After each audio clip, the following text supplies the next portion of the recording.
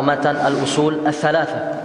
Dan pada pertemuan sebelumnya kita sudah mengambil salah satu ibadah dari ibadah-ibadah yang beliau sebutkan pada matan beliau ini.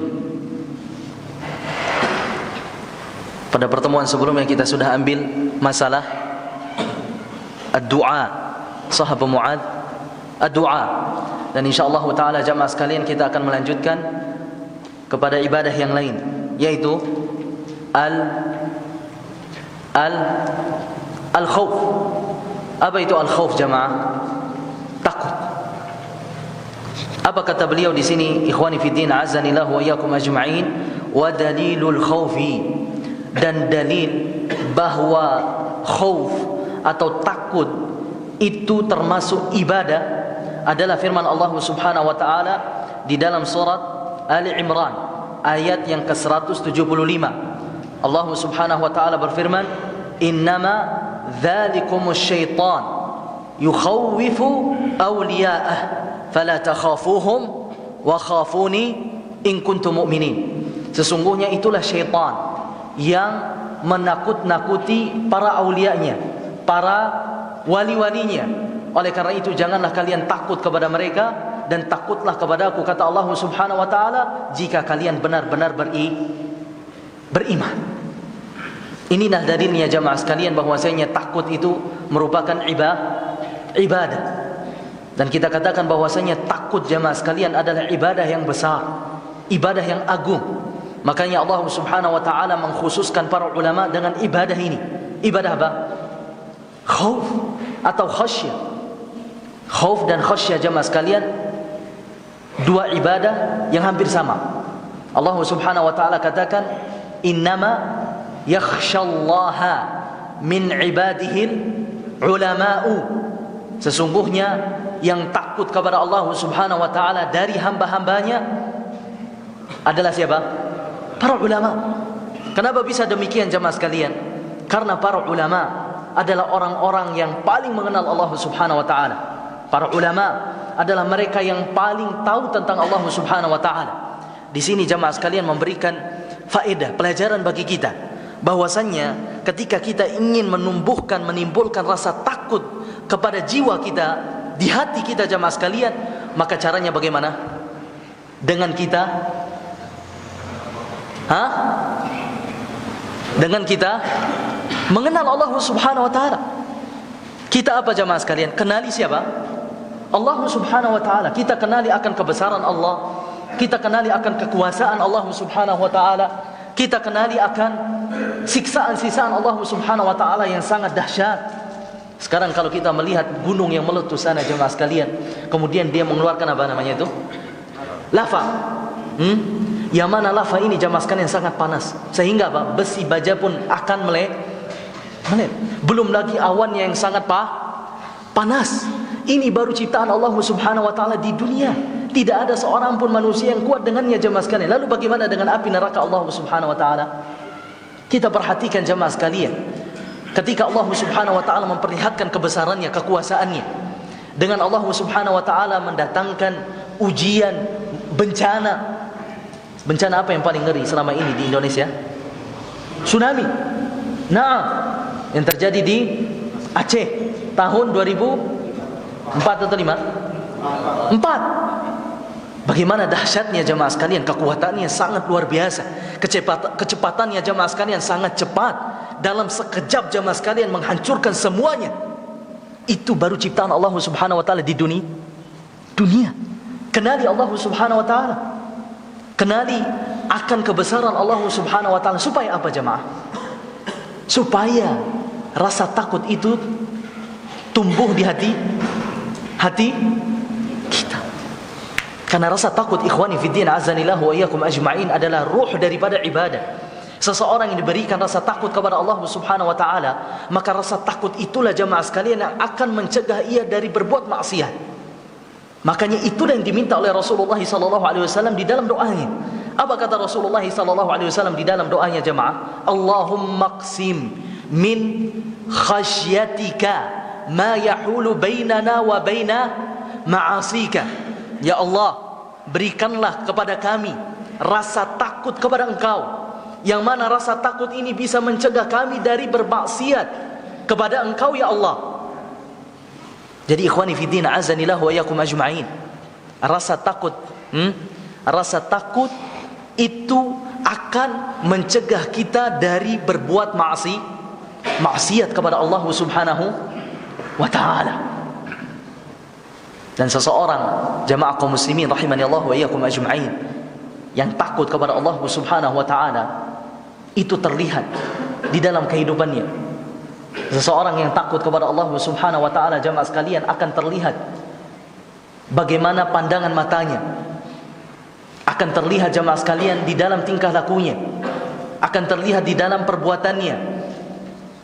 Dan takut itu jamaah sekalian bukan bisa diukur dari seseorang ya ketika ia bermunajat kepada Allah Subhanahu wa ta'ala lalu air matanya berlinang. Tidak jemaah, bukan hanya sebatas itu saja.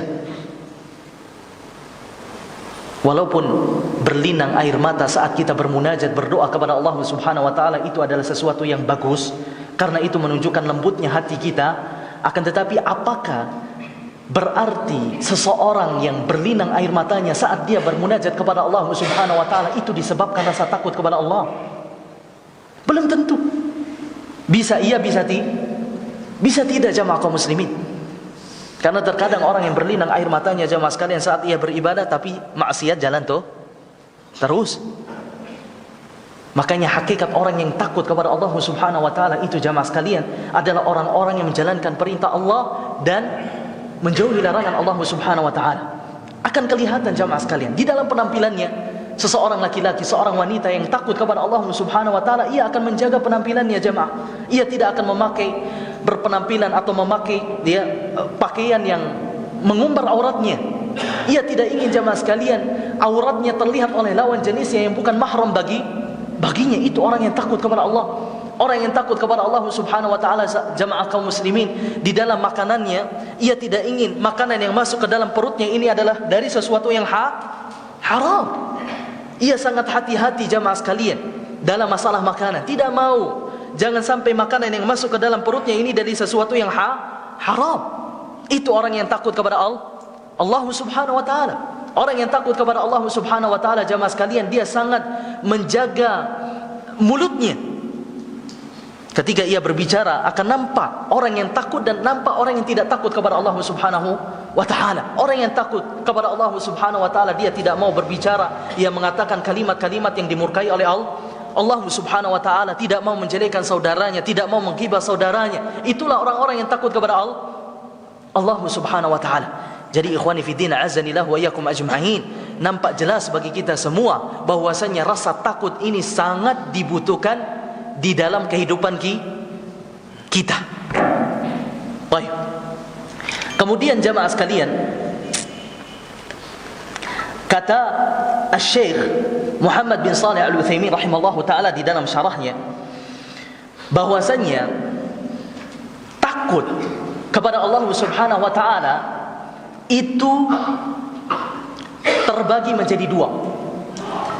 Kata beliau, wal khaufu minallahi ta'ala qad yakunu mahmudan wa qad yakunu ghaira mahmud. Takut kepada Allah Subhanahu wa ta'ala itu bisa jadi atau ada yang terpuji dan ada yang tidak terpuji. Jadi beliau membaginya menjadi berapa jemaah? Dua. Ini takut kepada Allah Subhanahu wa ta'ala. Ada yang terpuji dan ada yang tidak terpuji. Baik. Mana itu takut yang terpuji jamaah sekalian? Kata beliau, adapun takut yang terpuji, ma kanat ghayatuhu an yahula bainaka wa baina ma'siyatillah. Takut yang terpuji itu jamaah sekalian adalah takut yang bisa mencegah engkau dari berbuat maksiat kepada Allah. Bihaitsu yahmiluka ala fi'lil wajibat wa tarkil muharramat. Takut yang terpuji itu jamaah sekalian adalah takut yang memberikan kekuatan kepada diri kita agar kita menjalankan perintah Allah dan meninggalkan kemaksiatan. Itu namanya takut yang terpuji. Takut kepada Allah yang terpuji. Sehingga kata Syekh Muhammad bin Shalih Al-Utsaimin, "Fa idza hasala laka hadhihi al-ghayah sakana al-qalb." Apabila takut seperti ini ada pada dirimu, maka jiwamu, hatimu itu akan tenang. Wa tma'anna, dan ia juga akan tentram. Wa ghalaba alaihi al-farahu bi ni'matillahi ta'ala, dan juga ia akan bahagia, senang jika mendapatkan jika Allah Subhanahu wa taala berikan kenikmatan kepadanya. Itu namanya takut kepada Allah yang terpuji. Ini antum harus pahami jemaah. Karena nanti ada takut kepada selain Allah juga terbagi menjadi beberapa macam. Yang pertama tadi takut kepada Allah yang terpuji. Kemudian takut kepada Allah yang tidak terpuji. Subhanallah, ternyata ada takut kepada Allah yang tidak terpuji. Seperti apa itu jamaah sekalian? An ma yahmilul abdu ala al-ya'si min rauhillahi wal qunut, yaitu takut kepada Allah yang menyebabkan seseorang itu putus asa dari rahmat Allah Subhanahu wa taala. Jadi dia apa jemaah? Berputus asa dari rahmat Allah Subhanahu wa taala. Karena apa? Yang ia hanya fikirkan, yang ia hanya lihat hanyalah siksa azab saja. Akhirnya ada apa dia? Berputus asa. Sehingga apa jemaah sekalian? Ia mengatakan, kayaknya Allah Subhanahu wa taala ini tidak akan mengampuni dosa-dosa saya. Karena mungkin saya sudah banyak melakukan kemaksiatan. Lalu Allah Subhanahu wa taala tidak mau mengampuni dosa-dosa saya. Akhirnya apa yang terjadi jamaah sekalian? Yang terjadi jamaah sekalian kaum muslimin, ia malah menjadi jadi di dalam berbuat maksiat.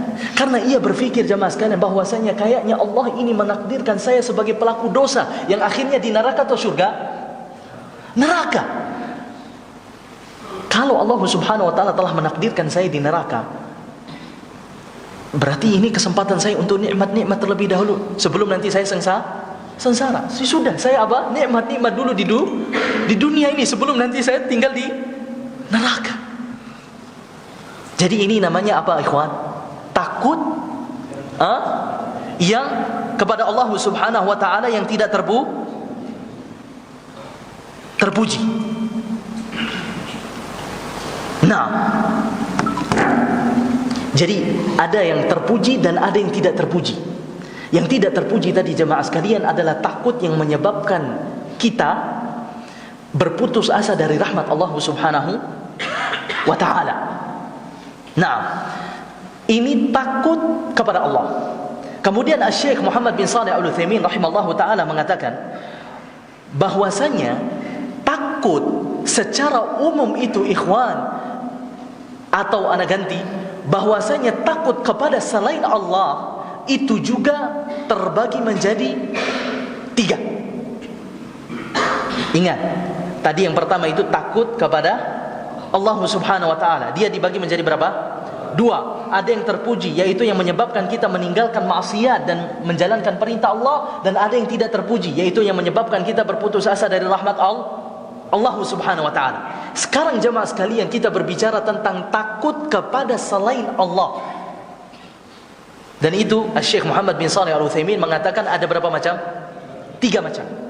Yang pertama kata beliau, an-naw'ul awwal, macam yang pertama, khaufun tabi'i. Ada namanya takut yang tabi'i. Apa itu tabi'i jemaah? Sifatnya tabiat manusia. Seperti kita jemaah sekalian, ya, atau sebagian di antara kita, terkadang kita takut kalau kita berada di tempat-tempat yang gelap, serem. Nah, ya, kita takut dengan apa? Ular, harimau. Ya, kita takut dengan apa lagi? Buaya, singa, dan hewan-hewan buas lainnya jemaah sekalian. Nah, takut yang semacam ini jemaah sekalian, itu kata Syekh Muhammad bin Shalih Al-Utsaimin adalah takut yang lumrah, tabi'i, biasa. Jangankan kita jemaah sekalian, Nabi Musa saja ketika Allah Subhanahu wa taala memerintahkan Nabi Musa, wa alqi 'asaka, wahai Nabi Musa, lemparkanlah tongkatmu. Ketika dia lemparkan tongkatnya jemaah sekalian, falamma ra'aha tahtazzu ka'annaha jan walla mudbira wa lam yu'aqib. Nabi Musa melihat tongkatnya jamaah sekalian bergerak-gerak seperti apa? Jin. Akhirnya apa Nabi Musa? Apa yang dilakukan oleh Nabi Musa jamaah? Beliau takut, lari terbirit-birit jamaah sekalian. Kata Allah Subhanahu wa taala, "La ya Musa la takhaf." Wahai Musa, jangan takut. Jadi kalau kita takut kepada sesuatu yang menyeramkan itu jamaah sekalian, seperti misal kita berada di suatu tempat yang gelap, kemudian tiba-tiba ada orang yang hitam di depan kita jamaah sekalian. Kaget enggak kita Pak Saiful? Nah, kaget, takut kita jamaah sekalian. Maka takut yang semacam ini jamaah sekalian, kata para ulama, adalah takut yang tidak tercela, takut yang tidak dilarang.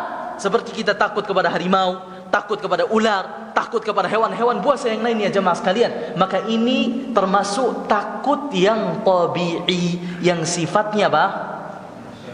Manusiawi. Kalau takut kepada istri Pak Saiful termasuk yang mana itu? Bahaya Pak Saiful. Nah, boleh? Nah, kemudian ini yang keberapa jamaah? Pertama, ingat, yang pertama dari takut kepada selain Allah Subhanahu wa taala. Kemudian yang kedua, macam yang kedua jamaah sekalian, an-naw'u tsani.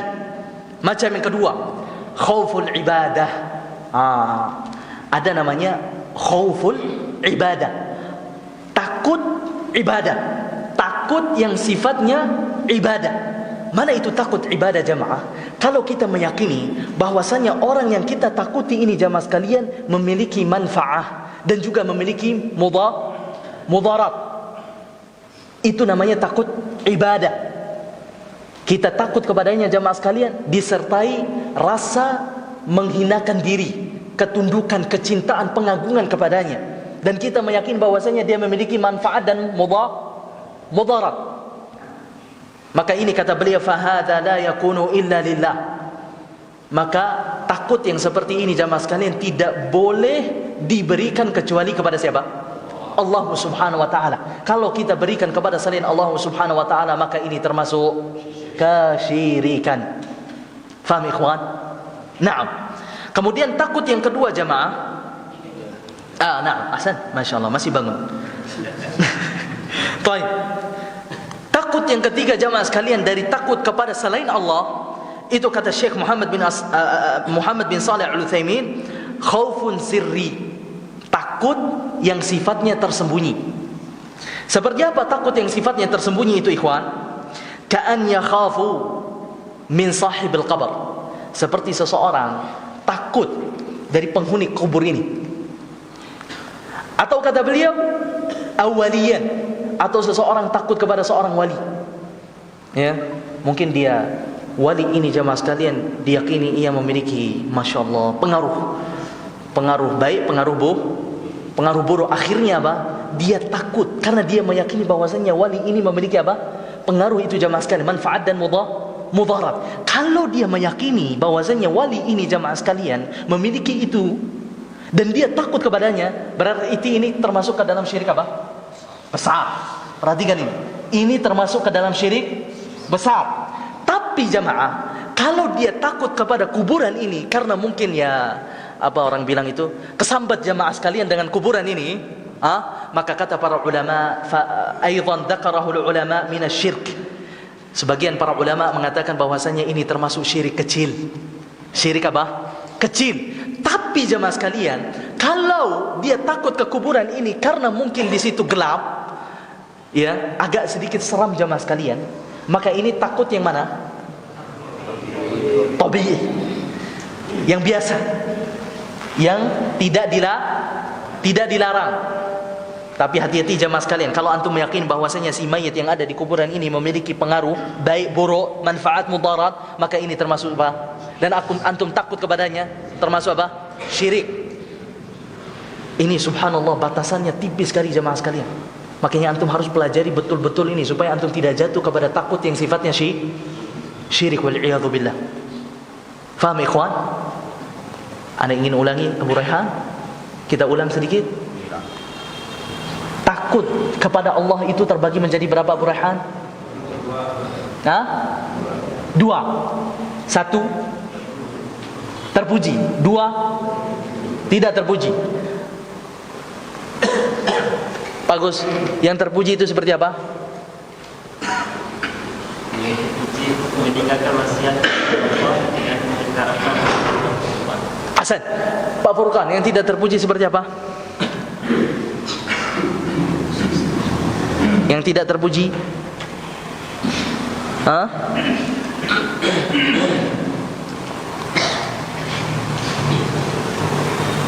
Nah, pilihan sampingnya apa, Pak? Nah, yang menyebabkan kita berputus dari rahmat Allah Subhanahu wa taala. Takut kepada selain Allah Subhanahu wa taala ada berapa? Nah, 3. Yang pertama, enggak. Antum? Nah, enggak ada orang di belakang? Nah, yallah. Nah, apa disebut oleh Syekh? Tabi'i. Nah, ahsan. Masya Allah, Ustaz Ma'ruf. Takut yang kedua kepada selain Allah. Antum, nah. Siapa ini? Rijal. Nah, apa?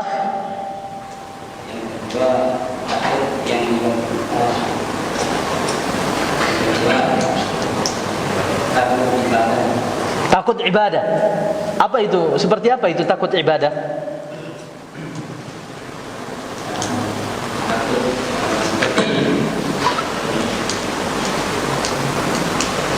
Seperti kita meyakini bahwasanya kuburan itu atau bahwasanya kuburan itu bisa mendatangkan manfaat. Ahsan. Nah, si mayit dapat mendatangkan manfaat. Nah, baik, yang ketiga. Nah, nampak pojok. Nah, yang nyender.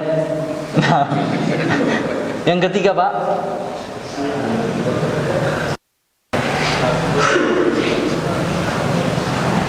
Kepada seseorang itu ternyata dia memiliki suatu pegangan yang besar. Nah, Dan kita merasa terhina pada dia. Bahwa itu adalah perbuatan syirik. Masya Allah. Lengkap. Syirik apa? Syirik kecil, syirik besar? Syirik besar. Barakallahu fiik. Takut yang ketiga apa, ikhwan? Naam, sirri. Barakallahu fiikum. Baik. Poin berikutnya, ikhwani fiddin, azanillah wa iyyakum ajma'in, bahwasanya di antara godaan syaitan kepada manusia, ikhwan, mereka itu akan menimbulkan rasa takut kepada manusia. Makanya kata Allah Subhanahu wa taala, "Innama dzalikumus syaitanu yukhawwifu awliya'ah." Sesungguhnya itulah syaitan yang menakut-nakuti wali-walinya. Terkadang jemaah sekalian, ketika kita ingin menjalankan perintah Allah, di situ syaitan memberikan rasa takut kepada kita. Misal, kita tahu jemaah sekalian bahwasanya pekerjaan kita ini haram, sehingga penghasilan darinya apa? Haram. Dan kita tahu itu jemaah sekalian. Akan tapi kita tidak atau belum mau resign, belum mau keluar dari pekerjaan kita. Apa dalilnya jemaah? Takut. Tidak ada penghasil. Takut anak istri nanti tidak bisa makan. Maka kata para ulama, takut yang seperti ini jemaah sekalian sudah masuk ke dalam ranah syirik kecil. Karena apa jemaah? Karena dia kurang yakin dengan Allah. Dia kurang yakin bahwasanya Allah Subhanahu wa taala itu Maha memberikan rezeki. Bukankah Allah Subhanahu wa taala mengatakan innallaha huwar razzaq? Sesungguhnya Allah Subhanahu wa taala yang Maha memberikan rezeki. Jadi ketakutan semacam itu jemaah, keraguan semacam itu dari mana? Dari syaitan. Padahal kita tahu bahwasanya Allah Subhanahu wa taala telah tetapkan rezeki itu untuk kita jemaah sekalian sejak kita dalam kandungan. Sebagai contoh yang lain, misal jemaah, mungkin antum ada di sebuah instansi atau sebuah kantor. Kemudian di sana ada peraturan yang menyalahi perintah Allah, syariat Islam. Akan tapi antum katakan, "Ya Ustaz, kalau saya tidak mau patuhi aturan ini, bisa jadi saya dipecat." Sekali lagi jamaah, ini termasuk takut syirik kecil. Karena antum lebih takut kepada selain Allah daripada kepada Allah Subhanahu wa taala.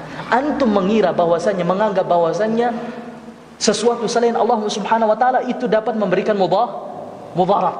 Antum lebih takut kepada atasan antum, lebih takut kepada dunia antum, lebih takut kepada pekerjaan antum daripada takut kepada Allah Subhanahu wa taala. Faham ini jamaah sekalian rahimani Allah wa iyyakum ajma'in. Padahal sudah kita tahu jamaah sekalian, balasan orang-orang yang bertakwa itu dari Al-Qur'an. Apa kata Allah Subhanahu wa taala? "Wa may yattaqillaha yaj'al lahu makhraja wa yarzuqhu min haitsu la yahtasib wa may yatawakkal 'ala Allahi fa huwa hasbuh wa may yattaqillaha yaj'al lahu min amrihi yusra." Barang siapa yang bertakwa kepada Allah, maka Allah Subhanahu wa taala akan mengadakan baginya jalan keluar dari permasalahan hidupnya. Allah akan memberikan rezeki untuknya. Barang siapa yang bertawakal kepada Allah, Allah akan menjadi untuknya sebagai akan mencukupinya. Dan barang siapa yang bertakwa kepada Allah Subhanahu wa taala, maka Allah akan menjadikan urusan-urusannya itu mudah. Lalu kenapa terkadang kita jamaah sekalian kurang yakin dengan janji Allah?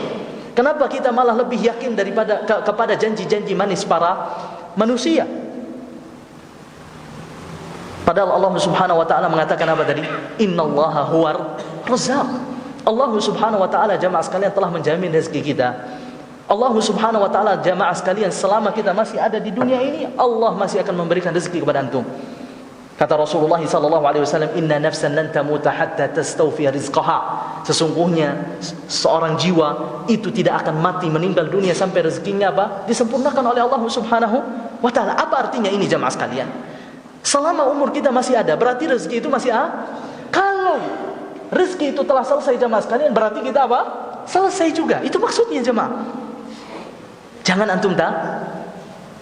antum takut. Karena itu termasuk syirik kecil. Baik. Sudah azan?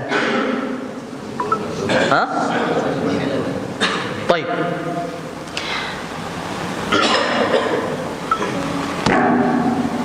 Tapi Ustaz katanya ini jemaah, ini pengalaman pribadi. Betul Allah Subhanahu wa taala menjanjikan ini dan itu kalau kita bertakwa ini dan itu dan semisalnya. Tapi ana punya teman Ustaz. Dia baru keluar dari bank riba. Tapi hidupnya sekarang susah. Cari kerja kemana-mana ndak dapat. Bagaimana antum jawab ini jemaah? Bukankah Allah Subhanahu wa taala mengatakan, Allah akan memberikan rezeki kepadanya dari arah yang tidak ia sangka-sangka?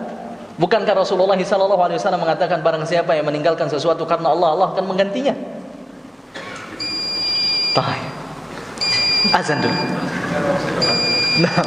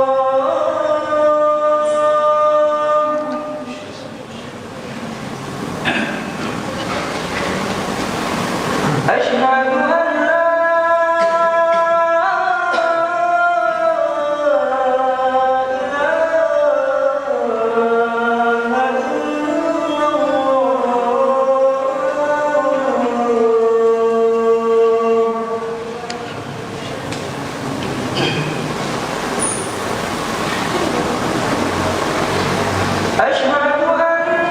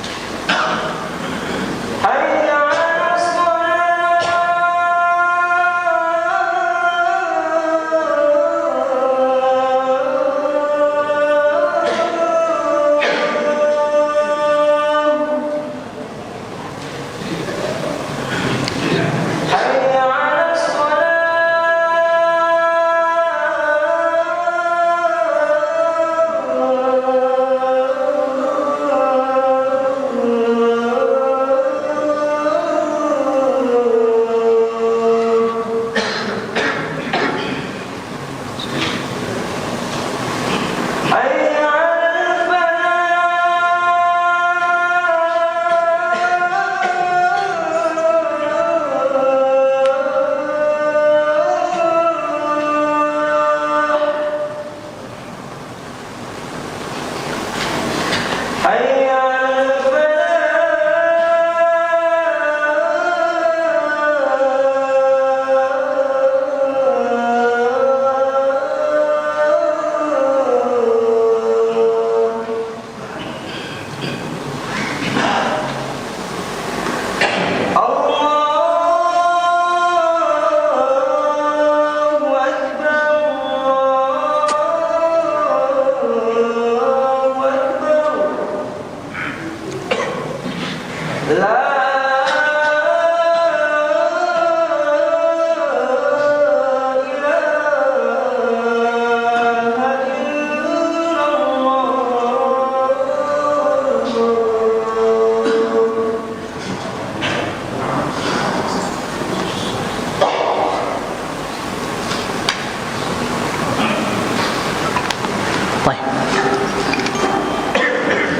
Jadi ikhwan, kalau ada yang mengatakan demikian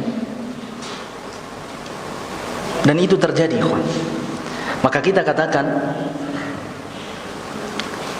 berarti Allah Subhanahu wa ta'ala ingin menguji dia terlebih dahulu, ingin memberikan cobaan kepada dia terlebih dahulu. Untuk apa jemaah? Menggugurkan dosa-dosanya yang telah lalu. Bukankah selama dia masih dalam ruang lingkup riba itu jemaah sekalian, hidupnya enak, mau apa saja ada, mau ini mau itu selalu ada. Sekarang Allah Subhanahu wa ta'ala ingin uji dia, ingin coba dia jemaah sekalian, supaya apa? Dosa-dosa yang telah lalu itu apa? Gugur. Bukankah Rasulullah SAW mengatakan, "Idza aradallahu bi'abdihil khair ajjala lahu al-'uqubata fid dunya." Ketika Allah Subhanahu wa ta'ala menginginkan kebaikan untuk hambanya, maka Allah Subhanahu wa ta'ala akan mempercepat hukumannya, sanksinya di dunia. Dan ada sebuah hadis ikhwan yang diriwayatkan oleh Imam Al-Hakim di dalam kitabnya Al-Mustadrak, bahwa ada seorang sahabiyah, sahabat wanita, yang sebelum dia masuk Islam, dia ini mohon maaf adalah seorang pelacur. Suatu saat jemaah sekalian, ia bertemu pas-pasan dengan seorang laki-laki, yang mana ini jemaah sekalian, laki-laki ini adalah seorang sahabat, yang mana sebelum dia masuk Islam juga mengenal wanita ini jemaah, bahwasanya wanita ini seorang apa? Akhirnya ketika dia ketemu wanita ini jemaah sekalian, laki-laki ini, sahabat ini menggodanya. Ini khilaf jemaah, menggodanya. Apa kata wanita ini? Jangan begitu, kita sekarang sudah di atas Islam, kita bukan ya di masa-masa jahiliyah seperti dahulu. Akhirnya sahabat ini jemaah sekalian teringat kembali, langsung dia pergi. Setelah dia lumayan jauh dari wanita ini jemaah sekalian, ya, Abu Rayhan kembali, dia tengok wanita ini Abu Rayhan. Qadarullah jemaah sekalian, dia tidak melihat ada sesuatu di depannya. Akhirnya apa? Kejedut jemaah, sakit jidatnya. Kejadian ini jemaah sekalian dia kabari Rasulullah SAW. Apa kata Rasulullah?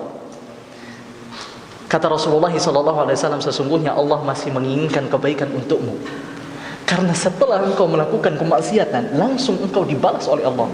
Allah tidak menunggumu nanti di akhir. Berarti Allah Subhanahu wa ta'ala menginginkan kebaikan untuk. Begitu juga dengan orang-orang yang baru keluar dari bank riba ikhwan. Mungkin kita dapatkan mereka, keluarga mereka ada yang kanker. Subhanallah, terjadi ini jemaah. Istrinya kanker, anaknya kanker jemaah sekalian. Ujian demi ujian dia dapatkan jemaah.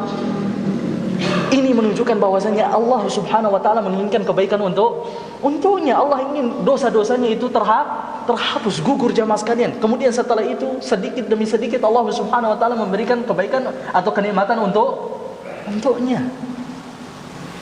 Jadi ikhwani fiddin azanillah wa iyyakum ajma'in, jangan antum takut. Kalau antum sekarang ini masih ada yang bekerja di tempat-tempat yang tidak diperbolehkan oleh syariat, bismillah, jangan antum takut. Jangan antum berpikir dua kali jamaah sekalian, karena kita tidak tahu ajal antum sampai kapan.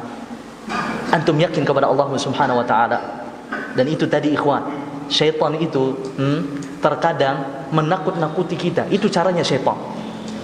Ketika kita ingin berinfak keberkahan, ada 50.000,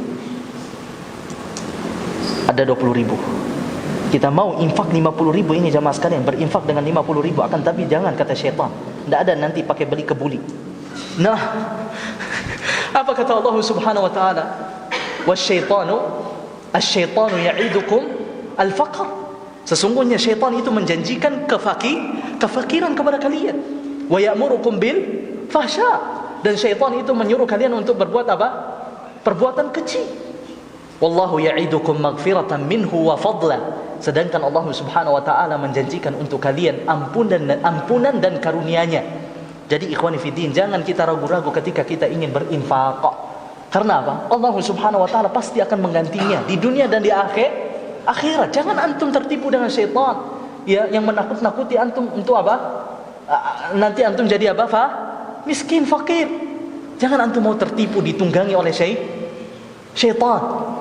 Karena ada sebuah hadis jemaah sekalian yang disahihkan oleh Syekh Al-Albani rahimallahu taala, yang diriwayatkan oleh Imam Al-Mundhiri di dalam kitabnya Targhib wa Tarhib. Apa kata Rasulullah sallallahu alaihi wasallam? Jika seseorang ingin masuk Islam, maka syaitan itu akan duduk di jalan Islam. Syaitan itu jamaah sekalian akan menakut-nakutinya. Apa dia katakan? Jangan engkau masuk Islam. Nanti kalau masuk Islam, engkau akan dimusuhi oleh keluargamu, engkau akan diusir oleh ibu dan bapakmu. Akan tapi karena kuatnya iman seseorang, orang ini jamaah sekalian, tetap ia memilih apa? Islam. Begitu juga dengan hijrah jamaah. Jangan khawatir, jangan antum takut untuk berhijrah. Dan saat antum berhijrah jamaah sekalian, juga syaitan itu akan duduk di jalan hijrah. Syaitan itu akan menakut-nakuti antum jamaah sekalian. Kalau antum hijrah, nanti antum akan kehilangan pekerjaan antum. Antum akan kehilangan harta antum, kejayaan antum. Akan tapi kita tetap apa ikhwan? Teguh di atas pendirian kita. Begitu juga dengan orang-orang yang masih belum kembali kepada sunnah. Syaitan juga akan menakut-nakuti mereka jamaah sekalian. Nanti kalau saya ikut sunnah ini, jenggot saya panjang, isbal, tidak tahlilan, tidak maulidan, tidak apa lagi jamaah? Zikir jamaah. Pasti nanti saya dimusuhi oleh masyarakat. Akhirnya saya nanti jangan antum takut jamaah sekalian. Kata Allah Subhanahu wa taala, "Innama dzalikumus syaitan yukhawifu awliya'ah." Syaitan itu hanya atau dialah yang menakut-nakuti wali-walinya. Kata Allah Subhanahu wa taala setelahnya, ayat yang kita bacakan tadi jamaah sekalian, "Fala takhafuhum." Jangan kalian takut kepada mereka. Kepada siapa itu? Para syaitan. Wa khafuni, dan takutlah kalian kepadaku. In kuntum mu'minin. Jika kalian benar-benar beriman. Jadi terkadang iman kita ini akan diuji oleh Allah Subhanahu wa taala dengan seperti ini jemaah. Rasa takut kita kepada Allah Subhanahu wa taala akan diuji dengan apa? Ketakutan terhadap rezeki, ketakutan terhadap harta, ketakutan terhadap jabatan dan semisalnya. Akan tetapi jamaah sekalian, jamaah kaum muslimin, jangan sampai antum tertipu daya oleh syaitan. Jangan sampai antum tertipu daya oleh syaitan. Tinggalkan rasa-rasa takut, bisikan-bisikan syaitan itu jamaah sekalian. Antum jangan pedulikan cercaan manusia dan semisalnya jamaah sekalian di dalam ketika antum melakukan amalan yang disyariatkan oleh Allah Subhanahu wa taala. Bismillah, antum tawakal. Kemudian antum yakin dengan janji Allah Subhanahu wa taala, maka Allah Subhanahu wa taala akan menolong antum insyaallah taala. Mudah-mudahan apa yang kita kaji pada malam hari ini jamaah sekalian bermanfaat bagi anda dan antum sekalian. Wa na'tadzirukum 'ala al-akhta'. Subhanakallahumma bihamdika asyhadu an la ilaha illa anta astaghfiruka wa atubu ilaika. Wassalamualaikum warahmatullahi wabarakatuh.